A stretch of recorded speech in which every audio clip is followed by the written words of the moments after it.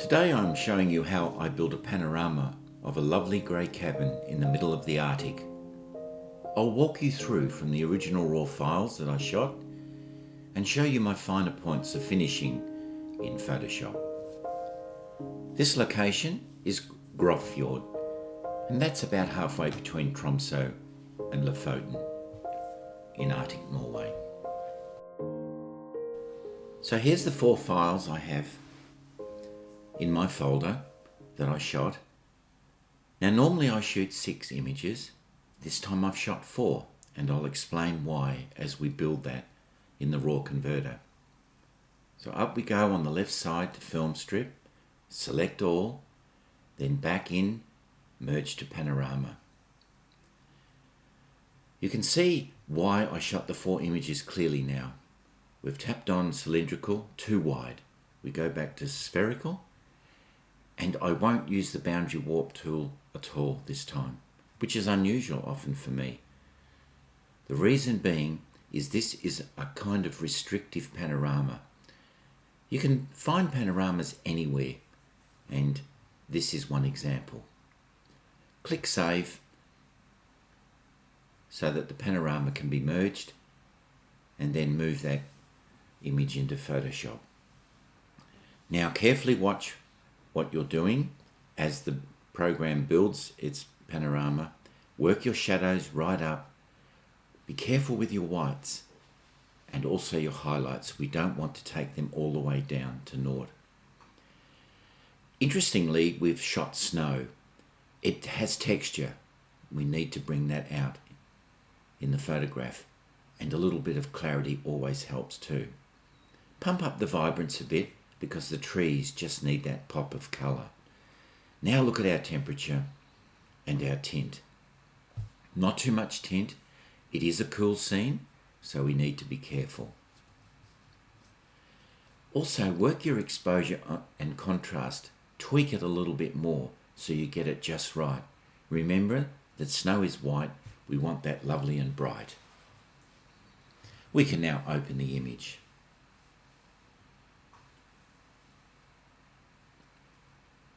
Once we have the image into Photoshop, we can see one detail staring at us. Because of the restrictive nature of this panorama, I was under the trees. And right in front of me was a stick, right where I didn't want it to be. Something like that does not worry me because I know I can crop it out. Notice I've used the brush tool, and it's not been good enough for my texture of snow. So what I do now is I take the magic wand tool. Sorry, it's the lasso tool. I always mix those two up. I open Content Aware. Make sure you've got it on normal mode at 100% opacity. Click OK and see what happens. Now that's a much better job than using the brush tool.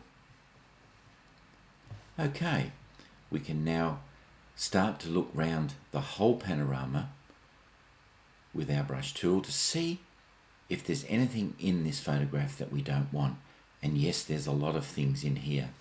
We're in a forest. There's sticks that might be in the wrong place, little twigs that catch our eye, and we want to get rid of all those. This is where your discretion comes in. Some people might want to take a lot out. I like the nature of this photograph, so I don't want to do too much to that. Healing brush tool, as you can see, is an amazing tool, and it's something that we can use in a lot of our panoramic work. Moving over now, you can see that there was some sort of machine hidden behind that pine tree. It's red. We don't want that. Again, using the healing brush tool, we can brush all that out, and now we realize we've got a little bit of darkness there. So grabbing the clone tool at 100%, we can then just clone in a little bit more snow, and you see how that dark gap there has now been filled with some beautiful detail. Hit the marquee tool, enlarge, and over to the focal point of our image. This is the hero of our shot, this beautiful grey cabin a lot of unwanted detail in the frame. By zooming in, we can now very carefully with the healing brush tool get rid of unwanted material. There's electrical cords hanging there. Some of the twigs of the trees are not really what we want.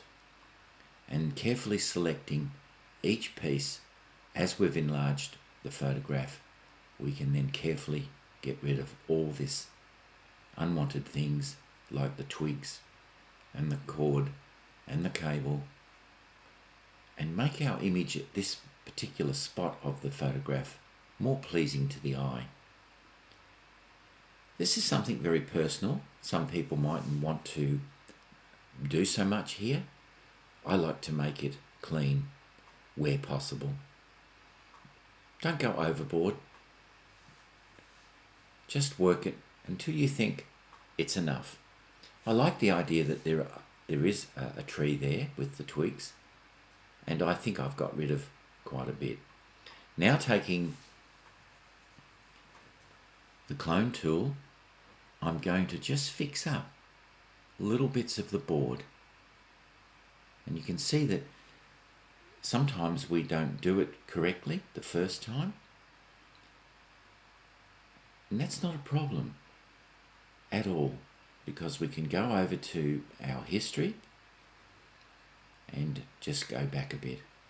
And now change the position of where you want to clone from, and very carefully clone back in. And you can see the difference. First time, not so good. Second time, very good. And of course, when we zoom out and we then look at the grey cabin again, we can see that all that clutter, all that unwanted stuff has been removed. Now taking the healing brush tool, we just carefully look at anything else that has catched our eye or caught our eye, and we look carefully to see if there's anything else we want to do. I'm now going to select the brush tool, warm colours. Remember to keep it warm, not too much. Vivid light, keep your opacity down, 10% is maximum. We've got lots of snow in this photograph, both on the ground in beautiful shapes and also in the trees. The wonderful pines are just full of that ice cream snow, and we want to highlight each branch if we can. So by carefully selecting our brush tool and changing the size as we go through, we can warm up that snow quite a lot, but not too strong. Each stroke we do, the photograph looks a lot better. You can see now that snow is starting to pop. Roof of the cabin too. We want that whiter than the sky behind it. Now, isn't that lovely? Not finished yet. We then take the brush tool and we work around the windows, maybe down the sides of the cabin where the fascia board is, the edges of the snow, anything that might highlight it just that little bit more, make the image a little stronger. Now I'm going to do something very interesting. The sky has got a little bit of glow in there. I want it to really glow. So I take a stronger warm colour of yellow, I enlarge my brush, and I very gently just pop that sky in certain areas so that we have the impression of glow coming through in the background into the cabin area and the foreground. And watch what I do now. Once I think that's enough, I then change the opacity. I then change my colour, right, so that it's just the very slightest of warmth. And then I bring through the shadow and highlights of the snow. You can see how light dances around a contained image like this. We're right in the middle of a clearing, there's forest all around, and of course the snow is going to look a little different in places. And we just want to highlight that as we work through this panorama.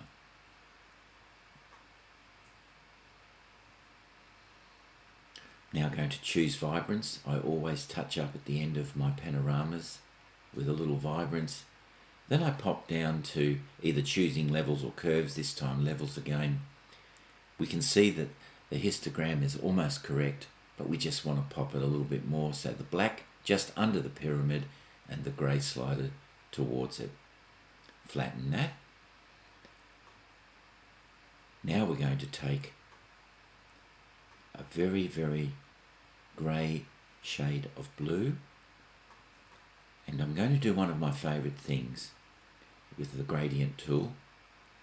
Foreground to transparent, darken it 86%, and then just gently from far away from the edge of the photograph drag that gradient tool in, just to give a little bit of shade in the foreground, because naturally the light is greater out there in the open, not under the trees. We now want to size. Remember at the outset I said that we only used 4 images. Normally I try and do 6. So the panorama's not big enough. Resizing, at least 40 inches wide. And you'll notice that I took the constrained proportions off. I want to build the height just that little bit more and take the width out even more than that. This will stretch the panorama a little bit further,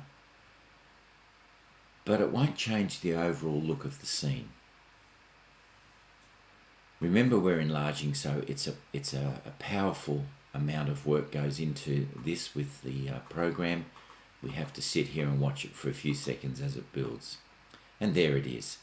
We now have a huge image of a 40-inch width, or 42-inch width actually, in our final image.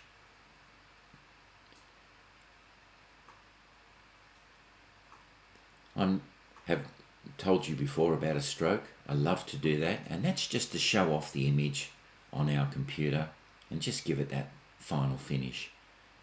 2 pixels and a cool white, and then save.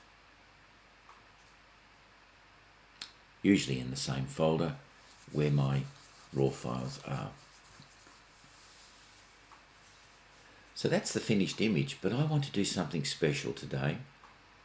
I had in mind always to do a monochromatic effect. So I make a copy, that's for insurance. I then go into my filters and my Nik collection. I love these plugins. I'm going to use silver effects today. And as that's building, I want to tell you about silver effects. If you use it very, very carefully, you can get a lovely effect. If you overdo it, it can be a mess. You'll notice as we're building this in Nik software, there's a preset library on the left-hand side. There's heaps of choice in there, but I have a few favourites. Over on the right-hand side, I love the toning, and my absolute favourite is the selenium. There's 3 of them. I like number 4. It has just a touch of coolness to it. Now you know that you can use a lot more structure in a monochrome image, so pump the structure up and then carefully work the contrast and brightness sliders. Here's something really special: control points. These control points allow brightness and contrast and saturation into your file. I'm going to work the contrast and the brightness in a few places, and then in others I'm just going to work the brightness. So if you see a dark spot in your monochromatic image, just pump up the brightness a little bit and you can see the end result. It's just making it pop that much more. You can do as many of these as you like. Control points, you can put them all over and you can control very carefully the size of them. A final little touch with the brightness and the contrast, and we can click OK. So we're going to take this lovely coloured image into a beautiful monochromatic image with a touch of selenium. The end result is quite lovely. So we wait for Photoshop to build that, and as it processes, we can see, once it's saved, the changes on our screen.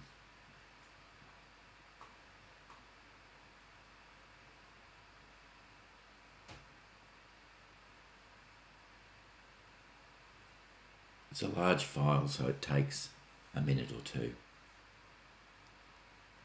Wow, look at that. Now, I didn't need the copy, and I'll explain later on in another edition of my panoramas why I make a copy for insurance, but not today. Suffice to say, I just want to finish off a little bit more with the brush, just a tiny bit.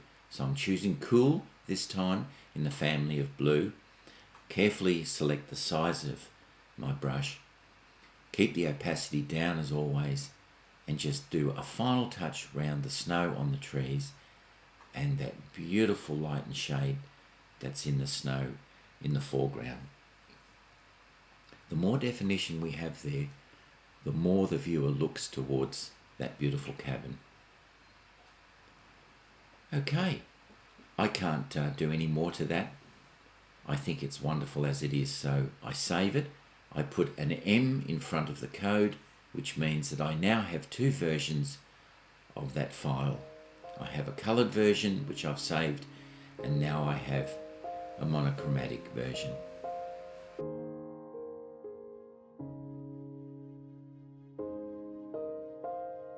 Arctic Norway is a sublime area of natural beauty. You can join us in the coming years on a photo tour with myself, accompanied by my great friend Ewen and his wife Shellie, Froidevaux. And in doing so, we will take you to marvellous locations just like this one in the pano that I have built. These workshops are fully catered. They're wonderful experiences with private transport and the best possible guidance at every step. Suffice to say, we run the best photo tours in the world, and now you can see why. Have a wonderful day.